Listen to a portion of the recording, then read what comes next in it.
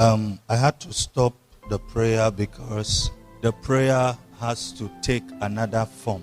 And the form I want us to take is what I want to quickly establish, which is the Lordship of Jesus. The Lordship of Jesus. The church is a mere social gathering when the Lordship of Jesus is not acknowledged. The church is just another forum where people come together to make noise when the Lordship of Jesus is not acknowledged.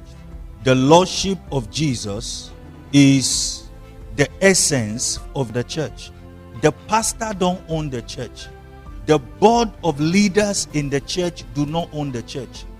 The church is owned by Jesus.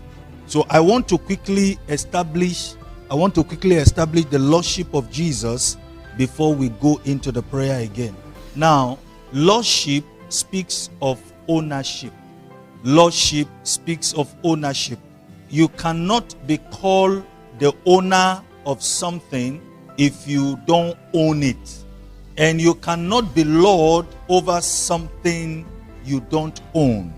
Jesus, in his life, his death, and resurrection, was given a name that is above every other name, and he's made the head of the church. The church is not the cathedral.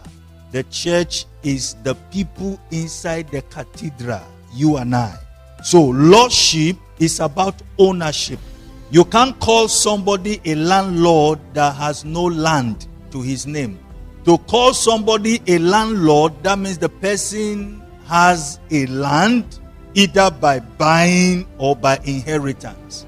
So each time you acknowledge the lordship of Jesus, you are acknowledging his ownership over your life.